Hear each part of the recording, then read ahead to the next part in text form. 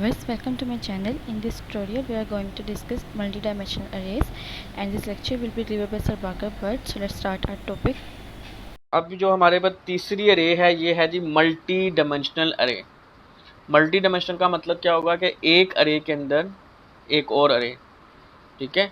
यानी कि क्या हो रहा है, अगर मैं यहाँ पर थोड़ा सा बताऊँ, ठीक है जी, इधर हम कार 3 कर देते हैं, कार 23 कर देते हैं इक्वल, मतलब एक अरे बनी हुई है, ये एक अरे बनी हुई है, इसके अंदर एक अरे, ठीक है, और जी कोमा लगा के इसके अंदर मज़ीद एक अरे, कोमा लगा के इसके अंदर मज़ीद एक अरे, ठीक है जी। अरे के अंदर एक से ज़्यादा अरे, उसको बोलते हैं मल्टी डायमेंशनल अरे, ठीक है। अ मल्टी डायमेंशनल अरे इज एन अरे कंटेनिंग वन और मोर अरेज, ठीक है। अजान हो जाए, ठीक है, फिर स्टार्ट करते हैं इसको। तो मल्टी डायमेंशनल अरे क्या कह रहा था कि एक अरे है और उस अरे के अंदर एक से ज़्यादा एक या एक से ज़्यादा अरेज को आप कंसिस्ट कर रही होती है, उसको बोलते हैं मल्टी डायमेंशनल, ठीक है। तो मल्टी का मतलब एक से ज़्यादा, डायमेंशनल का मतलब है कि उसकी डायमेंशन क्या होगी, ठीक है। तो जो कि हमने अभी जो सीखनी है वो 2 डायमेंशन या 2D अरे सीखनी है। अब PHP sports multi dimensional arrays datas 2, 3, 4, 5, ठीक है। तो उसकी डिफरेंट जो से डायमेंशन हो सकते, 2 डायमेंशन हो सकते, 3 डायमेंशन, 4 और इससे ज़्यादा लेवल्स हो सकते हैं। वो कह रहा है कि however arrays more than 3 levels या उससे ज़्यादा, तो वो काफ़ी मतलब hard to manage for most people, ठीक है जी। इसके अलावा कह रहा है कि अगर आपके पास 2 डायमेंशनल अरे है तो उसको उसकी वैल्यू कोई एक वैल्यू को गेट करने के लिए आपको 2 इंडिसेस चाहिए होंगे। अगर आपके पास 3 डायमेंशनल अरे हैं तब आपको अरे की एक वैल्यू को गेट करने के लिए 3 इंडिसेस चाहिए होंगे। इंडिसेस मतलब जो आपके पास इंडेक्स होता है। लेट्स सी, वो ये बताने की कोशिश कर रहा है कि अब ये आपके पास ये 1D अरे या सिंगल अरे या एक अरे है, ठीक है। ये 1D अरे है जिसके अंदर आपके पास जो वैल्यूज़ है वो मल्टीपल स्टोर हो रही है, ठीक है। ये इसका इंडेक्स नंबर 0, इसका इंडेक्स नंबर 1, इसका इंडेक्स नंबर 2। अगर आपने इसमें से किसी को भी गेट करना है या प्रिंट के लिए तो आप क्या करेंगे, इसका ये इंडिसेस है, ठीक है। आप 0 लिखेंगे, आपको कार 1 प्रिंट हो जाएगा। इसी तरह से वो कहते हैं कि अगर आपके पास कोई ऐसी अरे है, और देखेंगे 2D अरे कैसी होती हैं। अगर आपको 2D अरे है तो उसको गेट करने के लिए आपको कितने इंडिसेस चाहिए होंगे, 2 इंडिसेस चाहिए, 1 और 2, ठीक है। इसके अंदर फॉर एग्जाम्पल आप इधर भी 0 लिखेंगे, आपको इधर भी 0 लिखेंगे और इधर भी 0 लिखेंगे। ये किस लिए है, ये गेट करने के लिए 2D अरे को। इसी तरह से अगर आपके पास 3D अरे हैं तो उसके इंडेक्सेस को उसकी एक वैल्यू को गेट करने के लिए आपको 3 इंडेक्सेस बनाने पड़ेंगे। फॉर एग्जाम्पल 0, 0, 0, उसकी फर्स्ट वैल्यू को गेट करने के लिए आपको 0, 0, 0 लगाना पड़ेगा, ठीक है। तो वही कह रहा है कि अगर आपने 2 डायमेंशन तक सीखते हैं तो आपको 2 इंडिसेस से वैल्यू गेट करने में, अगर आपको 3 डायमेंशन सीखते हैं तो आपको 3 डायमेंशन तक जो है ना 3 इंडिसेस बनाने पड़ेंगे। तो अभी हम जो सीखने जा रहे हैं वो कौन सी है, 2 डायमेंशन अरे। अ 2 डायमेंशन अरे इज एन अरे ऑफ अरेज, एक अरे के अंदर मल्टीपल अरेज है। और 3 डायमेंशन में क्या हो रहा है, एन अरे, एक अरे इज एन अरे ऑफ अरेज, ठीक है जी। ये अभी देख लेते हैं कि इस बात का क्या मतलब है कि अरे के अंदर एक अरे है, ठीक है, अरे ऑफ अरेज, ठीक है। तो वो कह रहा है कि अगर आपने 2 डायमेंशनल सीखनी है ना अरे, 2D अरे, तो आप सबसे बेस्ट सोल्यूशन क्या है कि आप जिनसे 2D अरे को ना एक टेबल की तरह समझे। टेबल क्या होता है, table is a collection of rose and columns. ये देखिए एक ये टेबल है ना, तो अगर मैं इससे आपसे पूछूंगी इसमें कितनी रोज है तो आप फौरन बता देंगे 1, 2, 3, 4, जो हॉरिजॉन्टल लाइंस है। हॉरिजॉन्टल लाइन 1, 2, 3, 4, 5, ठीक है। इसमें देखा जाए तो ये 5 रोज हैं। अगर मैं कॉलम की बात करूं तो 1 कॉलम, कॉलम 2, कॉलम 3, यानी कि एक रो में 3 कॉलम, दूसरी रो में 3 कॉलम, तीसरी रो में भी 3 कॉलम है। तो अगर हमने 2 डायमेंशनल या मल्टी डायमेंशनल में जो 2 डायमेंशनल अरे को अंडरस्टैंड करना है, उसको समझना है, तो हमें क्या करना पड़ेगा, हमें एक टेबल का स्ट्रक्चर समझना पड़ेगा, एक टेबल में किस तरह से वर्क होता है। तो टेबल में हमने ये देखा कि एक टेबल जो उनसे है रोज एंड कॉलम का कम्बिनेशन होता है। एक रो होती है और उस रो के अंदर आप कॉलम डिफाइन करते हैं, ठीक है। तो लेट्स सी, अब हम देखते हैं कि हम इसको किस तरह से डिफाइन कर सकते हैं। तो यहाँ से लेकर यहाँ तक, एक सेकेंड, ये कुछ, ठीक है जी, ये आपकी, ठीक है जी। हम यहाँ पर ना एक वेरिएबल ले लेते हैं, ठीक है जी। और वेरिएबल हम ले लेते हैं जी कार्स के नाम से कोई और वेरिएबल है ऑलरेडी? नहीं, ये है, इसको कार्स 1 कर लेते हैं। ठीक है जी, कार्स के नाम से एक वेरिएबल ले लिए या एक अरे ले लिए। ठीक है जी, या इसको हम car1 कर देते हैं और इसको हम सिंपल कार रख देते हैं। ठीक है, अब हम 2 डायमेंशनल अरे बनाने लगे हैं। वो किस तरह बनाएंगे? इक्वल का साइन। तो ये अरे किस तरह से बनाते हैं? हम अरे का कीवर्ड लिखते हैं, ये लगाते हैं, दिस लगाते हैं। ठीक है जी, तो हम क्या करेंगे कि हम अरे को मल्टी डायमेंशनल या 2D अरे को हम एक टेबल की तरह, रोज एंड कॉलम की तरह डिफाइन करेंगे।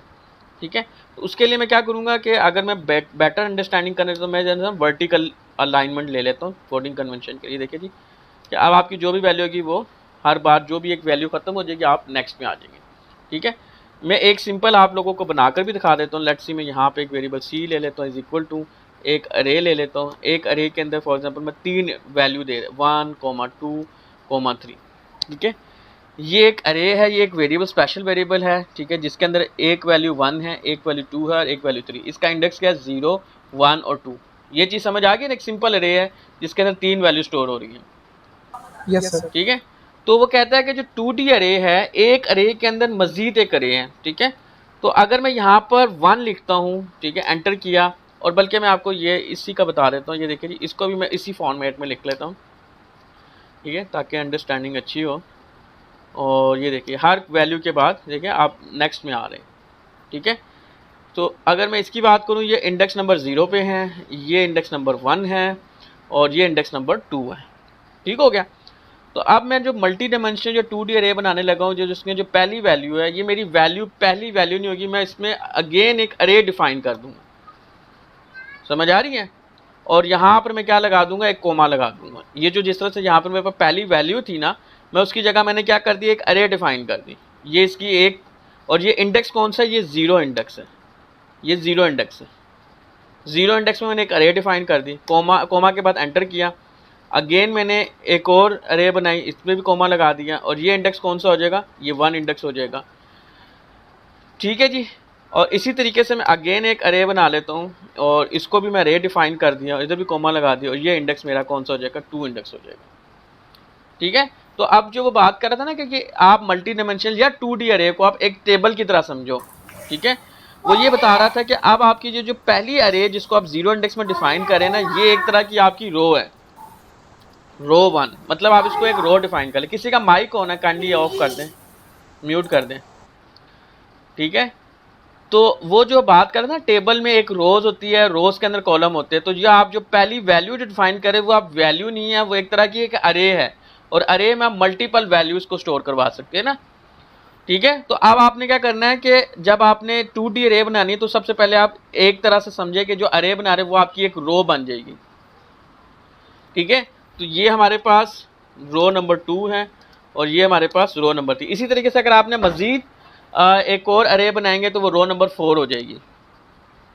ठीक है, अब इस रो के अंदर आपके पास कॉलम आएंगे। ठीक है, जैसे ये आप ये देख रहे हैं ना, तो इस ऊपर वाले को अभी छोड़ दें, बाकी ये नीचे से देखें, वॉल्वो। ठीक है, ये एक रो है और इस रो के अंदर कितने कॉलम है? 1, 2 और 3। समझ आ रही है? तो इस तरह आप क्या करेंगे जी, आप इसके अंदर भी फॉर एग्जांपल जो वैल्यूज रख देंगे। जैसे वॉल्वो है 22 एंड 18, यानी कि आप यहाँ पर लिख देंगे वॉल्वो एक वैल्यू 22 एंड 18। समझ आ रही है? मतलब आपने क्या किया, इस अरे को एक रो समझ लें और इस रो के अंदर आपके पास कितने कॉलम है? 1, 2, 3। ठीक है, तो अगर मैं देखा जाए कि ये एक टेबल बन गया, ये समझ एक टेबल है, इस टेबल के अंदर ये एक TR है, ये भी एक TR है और ये भी एक TR है, और इस TR के अंदर ये एक TD ये है, एक TD ये है और एक TD ये है। ठीक है, इसी तरह से इस रो के अंदर या इस TR के अंदर भी आपके जो 3 कॉलम है कौन से हैं? BMW 15 और 13।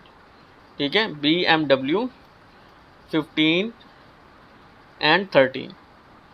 इसी तरह से जो लास्ट है आपके पास जी साब 5 और 2। ठीक है जी, साब 5 और 2।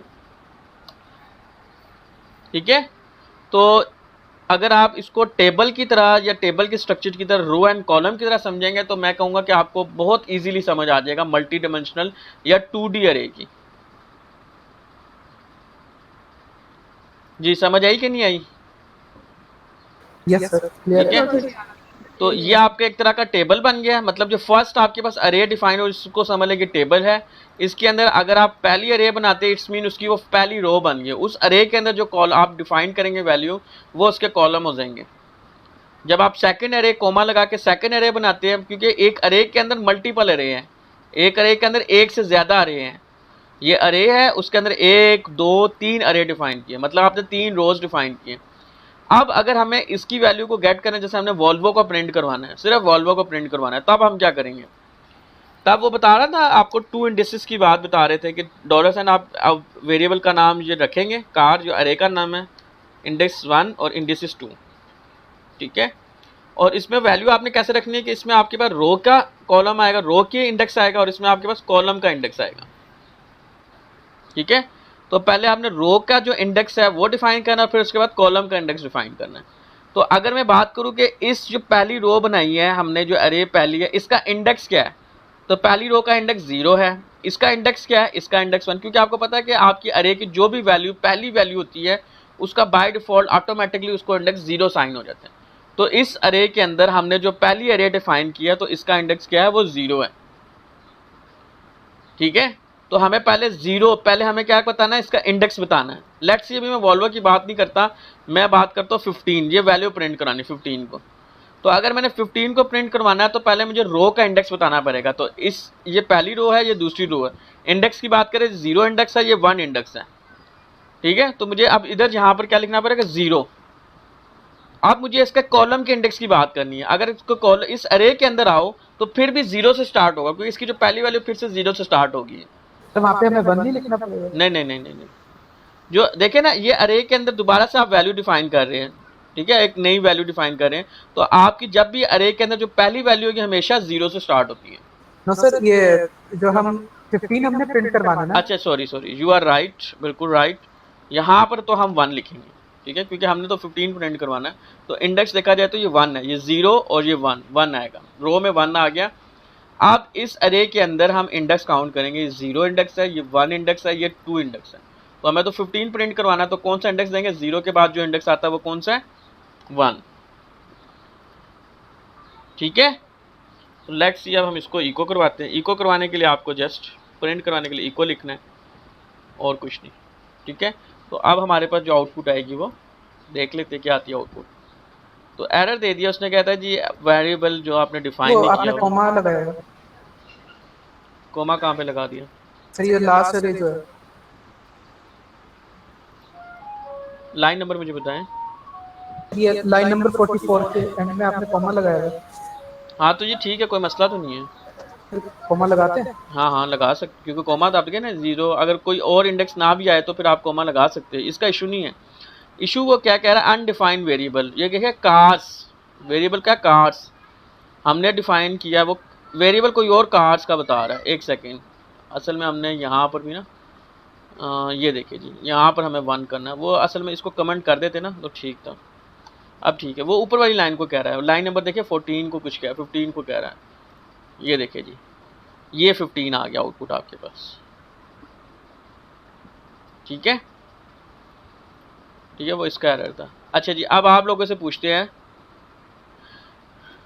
जी अबू बकर, आप जी सर इसकी समझ नहीं आ रही। अभी ठीक है, अभी पता लग जाएगा। अबू बकर आप मुझे बताएं, मैंने प्रिंट करवाना 22, किसको प्रिंट करवाना है? 2 को, 22 को प्रिंट करवाना है। ठीक है, तो मैं क्या करूं? मैं यहाँ पर क्या लिखूं? रो वाली साइड पे क्या लिखूं? 0। ठीक है, अगर मैंने 22 प्रिंट करवाना है तो मुझे देखना पड़ेगा इसकी रो कौन सी। पहले मुझे इसकी रो डिफाइन करनी है। ये एक रो है, इस रो का इंडेक्स क्या? 0। बासित, इस रो का इंडेक्स 0 है। ठीक है, अगर मुझे 22 प्रिंट करवाना है तो मुझे 0 इंडेक्स में पहले जाना है। पहले मैं इसकी रो के पर गया और मैंने 0 लिख दिया। अब मुझे इस रो के अंदर आना है। इस रो का मतलब इस अरे के अंदर आना, मतलब इन वैल्यू के अंदर आना इधर। तो इस वैल्यू का इंडेक्स 0 है, इस वैल्यू का इंडेक्स 1 है, इस वैल्यू का इंडेक्स 2 है, और मैंने प्रिंट क्या करवाना है? 22। तो मुझे अब ये वाला इंडेक्स, इसका इंडेक्स क्या है अबू बकर बताए? सर 1 1 नहीं है, ठीक है। तो अब मैं इसको अगर प्रिंट करूंगा तो लेट्स सी, ये देख रहे 22 आ गया, ठीक है। बासित अब आप मुझे बताएं, मैंने SAAB साहब प्रिंट करवाना है, क्या करूं? सर पहले 3 करेंगे फिर 0 कर देंगे। दोबारा सोचिए, इंडेक्स आपका 0 से सर स्टार्ट हो रहा है, 2 आपका करेंगे। इंडेक्स यस 0, सर, पहले 1 2 और 2, करेंगे सर। मतलब आपका जो रो है वो 2 है, यस उसके सर, बाद और फिर 0 है।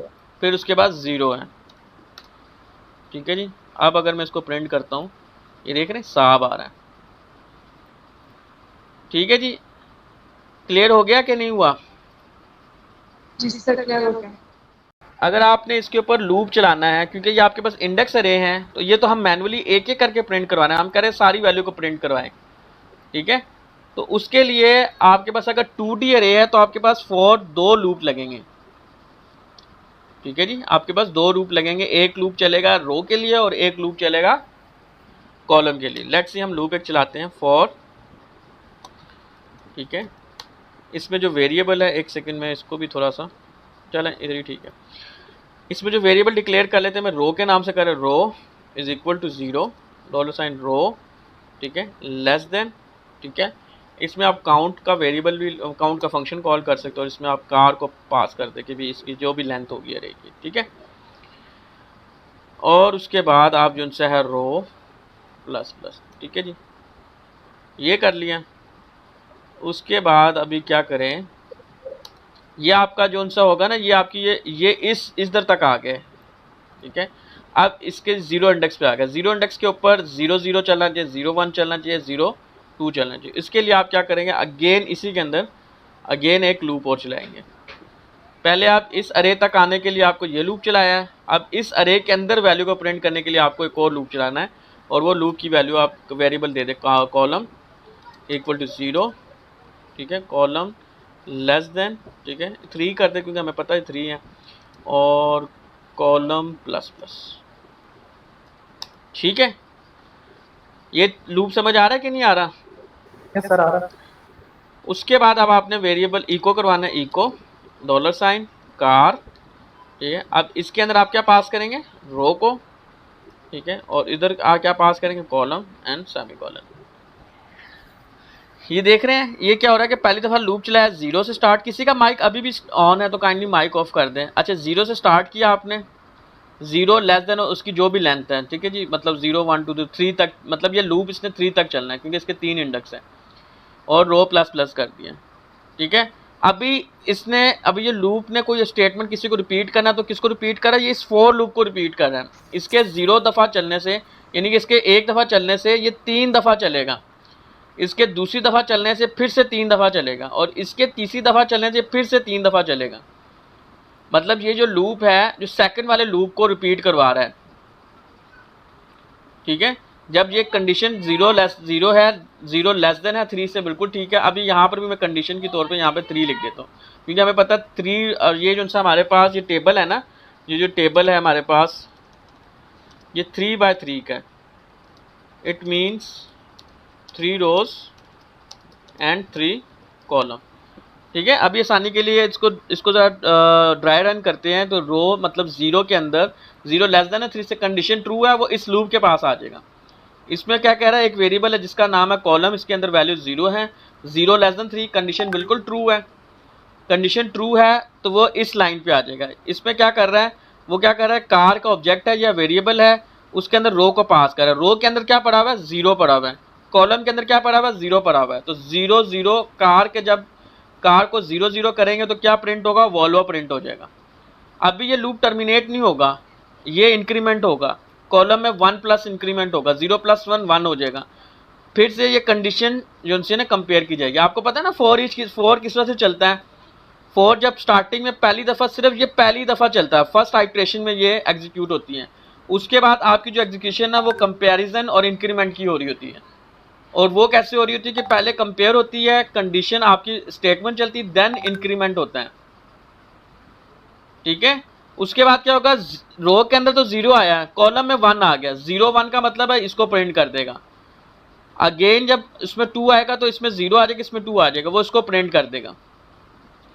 अब जैसी 3 लेस देन 3 है, कंडीशन फॉल्स हो जाएगी, ये इस लूप से बाहर आ जाएगा, इस लूप से बाहर आएगा तो क्यों अभी ये करली ब्रेसिस लगी हुई, वो दोबारा से इस फॉर लूप के पास चला जाएगा। इसके बाद जाएगा तो रो प्लस प्लस हो जाएगा। रो प्लस प्लस का मतलब है कि 0 में अब 1 ऐड हो जाएगा, यानी कि 1 आ जाएगा। 1 लेस देन है 3 से कंडीशन ट्रू है, वो इस फॉर लूप में दोबारा से आ जाएगा। इस लूप में दोबारा आएगा तो अब क्या होगा कि ये दोबारा से इनिशलाइज होगा। कॉलम 0 है, कॉलम में लेस है, ठीक है, तो रो में 1 पड़ा हुआ है, कॉलम में 0 पड़ा हुआ है। 1 और 0 का मतलब है BMW प्रिंट हो जाएगा। ये इस तरह से आइट्रेट होता जाएगा। ठीक है, समझ आ रही कि नहीं आई? ये देखिए जी, ये सारी वैल्यू प्रिंट हो रही है।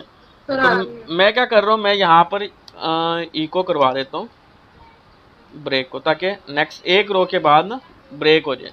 जैसे ये आपके तीनों वैल्यू प्रिंट हो जाएगी उसके बाद ब्रेक होगा, ठीक है, ताकि ये जो वैल्यू हमें सही से नजर आ जाए। ये देख रहे हैं, ये एक रो की वैल्यू, ये दूसरी रो की वैल्यू, ये तीसरी रो की वैल्यू। इसको आप टेबल फॉर्म में भी प्रिंट कर सकते हैं।